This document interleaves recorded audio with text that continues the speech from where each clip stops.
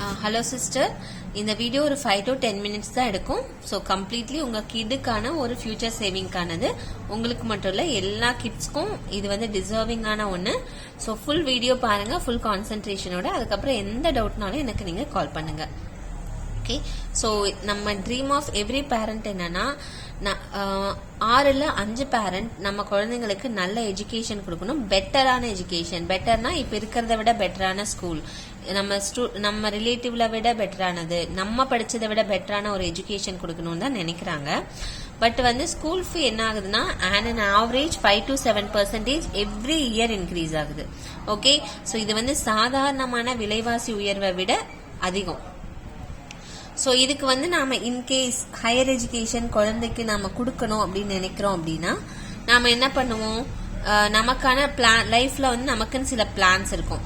Short term plan இருக்கும். அதாவது இந்த 3 to 5 வருஷத்துக்குள்ள நம்ம ஒரு பேபி பிளான் பண்றது, அதை ஸ்கூல்ல ஜாயின் பண்றது, அந்த மாதிரி 3 to 5 வருஷத்துக்குள்ள ஒரு பிளான் இருக்கும். மிட் டேர்ம் பிளான்ஸ்னா அதை வந்து ஒரு 6 to 10 இயர்ஸ்க்குள்ள, லைக் ஒரு வீடு கட்டுறது, அந்த மாதிரி சில விஷயங்களை நம்ம 6 to 10 வருஷத்துக்குள்ள சில மிட் டேர்ம் பிளான்ஸ் வச்சிருப்போம்.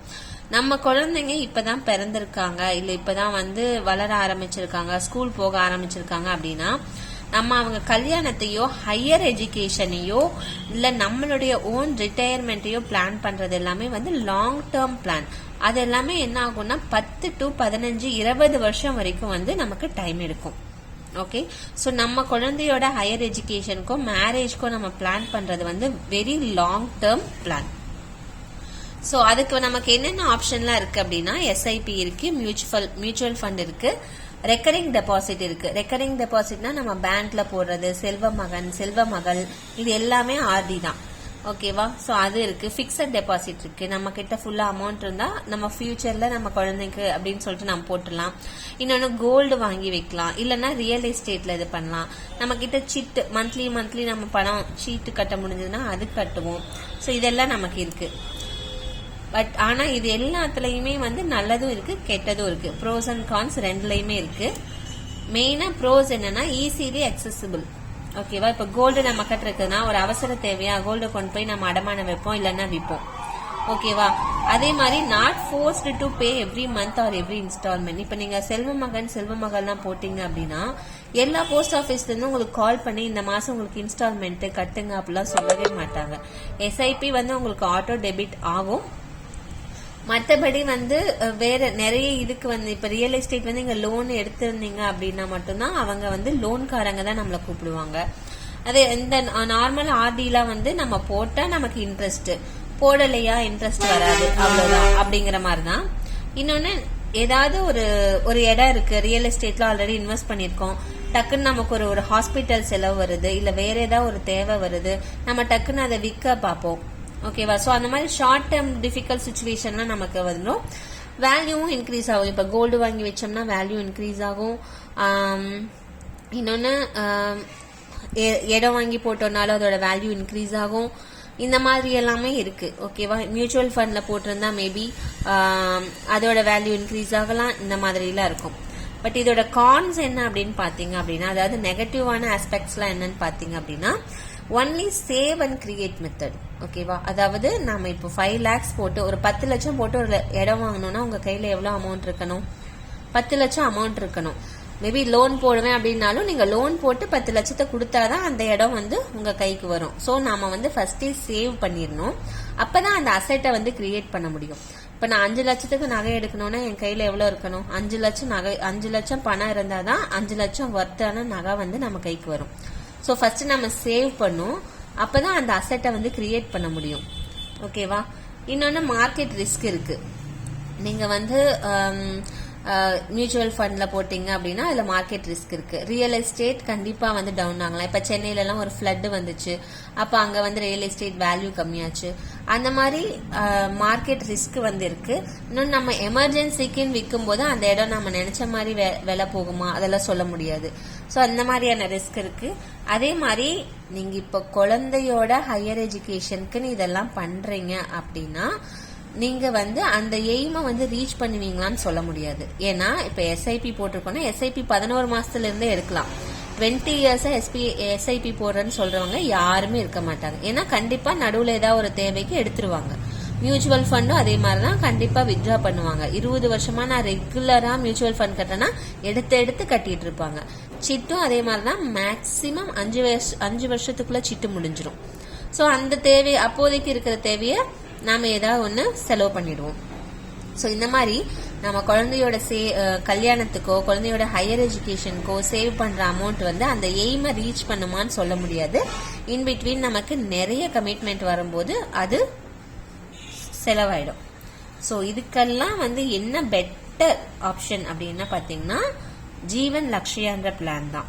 ஓகே, அந்த பிளான்ல வந்து நாம என்ன இதுன்னா 100% ரிஸ்க் கவரேஜ்.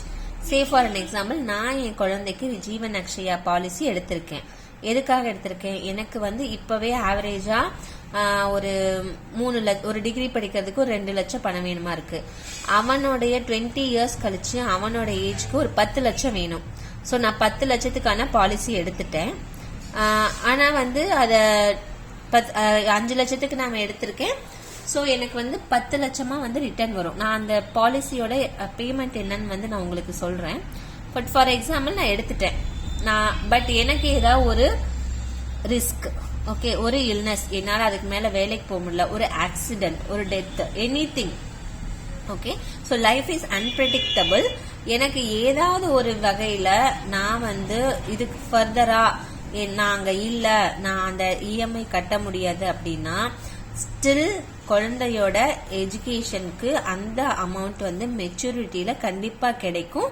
ஃபியூச்சர் பிரீமியம் வந்து வெய்வ் ஆயிடும். ஓகேவா? ஸோ எனக்கு ஏதாவது ரிஸ்க் அப்படின்னா, நான் போட்டிருக்கேன், எனக்கு ஏதாவது ரிஸ்க் அப்படின்னா ஃபியூச்சர்ல பிரீமியம் கட்ட தேவையில்லை. அந்த கோல் பர்டிகுலரா கண்டிப்பா ரீச் ஆயிடும். ஏன்னா அந்த அமௌண்ட் வந்து கண்டிப்பா அந்த டேட்ல மெச்சூரிட்டி ஆனதும் குழந்தைக்கு வந்துடும். ரெண்டாவது, இது கிரியேட் அண்ட் சேவ் மெத்தட். ஃபர்ஸ்டே நான் 5 lakhsக்கு இது எடுத்துட்டேன், பாலிசி எடுத்துட்டேன். 21 இயர்ஸ் கழிச்சு அது எனக்கு 10 lakhsா கிடைக்க போகுது.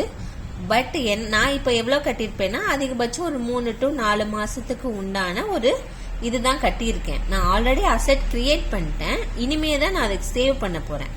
வேற எந்த ஒரு மெத்தட் மாதிரியும் சேவ் பண்ணி கிரியேட் பண்ணல. இப்ப நான் கிரியேட்டே பண்ணிட்டேன் அசெட். நான் இப்போ சேவ் மட்டும் பண்ணா போதும். ஆட்டோமேட்டிக்கா அது ஃபியூச்சர் ரிஸ்க் கவரேஜோட என் குழந்தைக்கு கிடைச்சிடும். இன்னொன்னு guaranteed yearly return and guaranteed maturity benefit. அதை எனக்கு எதுனாலும் என் குழந்தைக்கு கண்டிப்பா அந்த அமௌண்ட் நான் ஹையர் எஜுகேஷனுக்காக வச்சது தாராளமா வந்துடும்.